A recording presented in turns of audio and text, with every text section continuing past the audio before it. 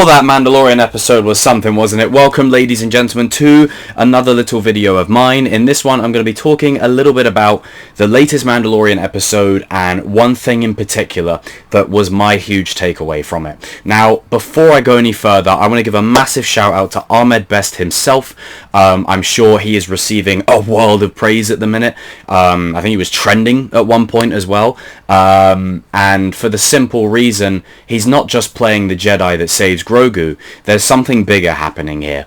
In universe, it is cool. He plays Kelleran Beck, who was a master in the Disney Plus show, where it was like Jedi boot camp, if you will, for kids. Who knows? Maybe they might bring that back. So also, just on a quick side note, with that context in mind, that he saves Grogu and he was on a Jedi show like with young kids, like it contextualizes it to a point where his Jedi is like, okay, he's lost all of his all of the younglings, they're all dead, so pretty much all the kids he trained are all dead, and Grogu's pretty much the only one he's got left. Like, that's really sad, that's really heartbreaking. Just another layer as to why Order 66 is as heartbreaking as it is. But back to the original point. Seeing Ahmed Best with the doors open like that, it was like seeing the Luke Skywalker scene from season 2 of Mando all over again, but with Ahmed Best, and it was great. And then it was even more like Darth Maul's reveal in The Phantom Menace, and then Ahmed Best walks through, and it's a great moment. And I think, to me, it's such a landmark for what storytelling should be. Now, for those who are unaware, and why the Star Wars fan base is all rallying around this at the minute, Ahmed Best played Jar Jar Binks, as we know. Now, for me, as someone who grew up with the prequels, I don't have an issue with Jar Jar Binks. I always thought he was a bumbling goof and a funny comedic alien, which, you know, you may not like it, but that was the intention that George set out to do when he put Jar Jar to screen. That was the intention. And the loathing and the defecation and the disgusting, vile, horrible comments that were said by the fandom towards Ahmed Best for simply doing his job was outright disgusting. I've talked about this many times, about the treatment of Daisy Ridley, John Boyega, Hayden Christensen, Kelly Marie Tran, even Moses Ingram. Like, I've talked about this ad nauseum. Separate the character from the actor. It's too, like, if you can critique the character, that's fine, but there's certain degrees that people go to where they kind of, it feels like they're personally attacked, like that character did something, like it killed their dog or something, and it's almost like you get to a point where you're not talking about Jar Jar, you're talking about Ahmed Best, because Ahmed put himself into that character. You may not like it, you may think he's a crazy person, maybe, whatever, but the point being, Ahmed Best put his performance into that, and you wouldn't have characters like Thanos today, you wouldn't have all this great CGI and special effect type landmark of storytelling that you get with like current mainstream movies like the Marvel or DC or even current Star Wars is doing, without the mo-capping days of Jar Jar Binks. You can trace it all the way back to that time period, and it's a time capsule, and it's great. And I'm so happy that Ahmed is in a space right now where he's getting this world of praise and just this love from people.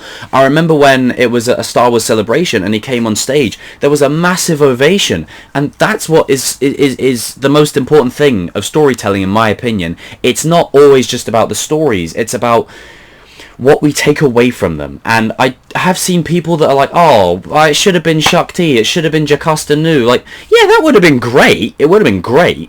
But the thing is, even though in universe it's a Jedi we've never met before, it's Ahmed Best. And to be honest, anyone who is a Star Wars fan, when that dude came through the door, I was like, let's go. So for me personally, I was very satisfied with it.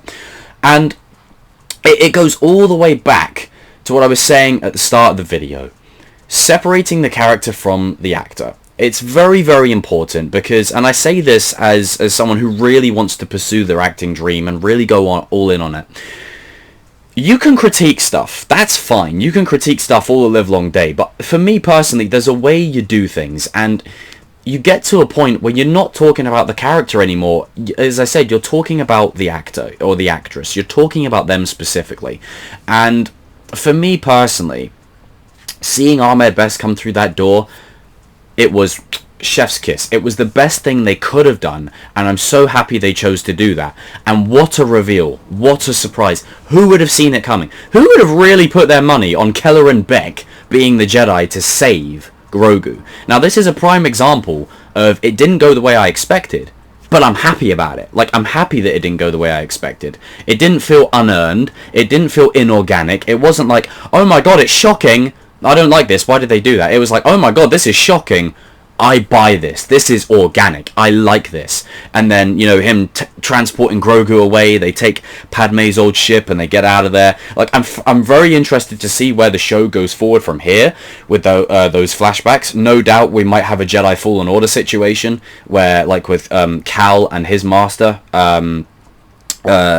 The name escapes me. Someone comment it down in the comment section below. But Cal's master in Jedi Fallen Order, who gets gunned down, I could see a similar thing happening to Kelleran Beck, potentially in one of these flashbacks. But all the same, I mean, that one flashback alone was beautiful, absolutely brilliant. And this is where Star Wars shines brightly. Moments like this. It's not in the, you know, oh, subverting expectations. It's not in the, oh, somehow Palpatine returned. It's stuff like this that's the draw of Star Wars. And this is why I've said it before and I'll say it again. The Mandalorian did save Star Wars, in my personal opinion. Now, Star Wars wasn't dead, but you could argue it was pretty much on life support after the sequel trilogy. The Mandalorian rejuvenated things massively.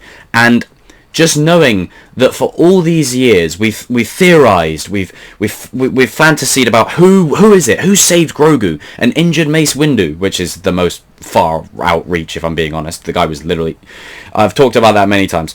Shakti, Jocasta Nu, Syndralic, like all these theories, and they've all been turned on their head. And the difference between this and the Snoke theories is Snoke amounted to nothing. Right, he amounted to nothing. Like, just, I know it was nothing beforehand, but he amounted to nothing. Where it works here is it's a Jedi that fits around that time period. Ahmed's playing him, and I think you'd really be hard-pressed to find anyone who's against this. Like, I have yet to see anyone that doesn't like this. This is so cool. I've got to give my hats off to the creative team behind this move, because it was genius. Absolutely, just pure chef's kiss. Guys and girls, comment down below in the comment section and let me know what you thought of this reveal. I thought it was amazing. And again, shout out to Ahmed Best, because I tell you what, like, this is where I'm talking to you directly. If you ever watch this, your story, man, it hits. It reminds me so much of, you know, the trials and adversity that we have to overcome, not just as an actor. Like, you know, it applies to everyone, no matter what you're doing in life. The trials, the adversity, the challenges you face, all that stuff that you have to overcome. This is a prime example, as I said, of the rewards of perseverance and never giving up. And what a glow up. I mean, I don't mind seeing Jar Jar Binks again. Like, I'm just saying, I really wouldn't mind, because if you know what ends up happening to Jar Jar Binks, it's quite a sad story. He ends up being a street that was very close. A street performer on the streets of Naboo, you know, entertaining people, feeling guilty about what he's caused.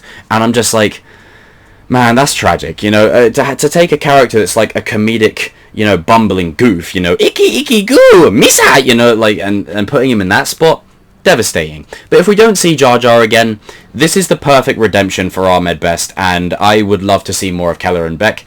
I think this opens the door to expand on that character a bit. If there was a book, I'd probably read it. If there was a way we could bring Kelleran Beck into, like, animation, assuming his character doesn't die, then okay. Now, on just a final side note, the one thing I will say, though, if you are to use Kelleran Beck post these flashbacks, timeline-wise, you have to make that the last, like, because there's only so many Jedi survivors you can have, because there's, like, what, maybe like 15 to 20 that have survived now by canon that we know of. Like, for me personally, we don't need to know any more people that survived Order 66 unless they're named Jedi kind of thing. So I think this should like signal kind of like the last of the last batch, if that makes sense. Just on a quick side note, to preserve the intensity and the devastation of Order 66. And I will say it was nice to see the temple up in smoke and in flames, with updated like sort of CGI. The one thing again I will say about how the temple looks, the temple does look a bit iffy. I had the same issue in Kenobi. Like, it looks very iffy. It doesn't look prequel. It looks prequel-ish, but it's not. Like, it feels very... I think that's just because the prequels had it so CGI heavy. You know, it was very hard to sort of copy that and move those assets over or whatever. But, you know, it's still the same place. It just looks different. You know, but guys and girls, jump in the comment section down below, let me know what you thought of this reveal. And yeah, Ahmed Best, shout out to you. You're the man, dude.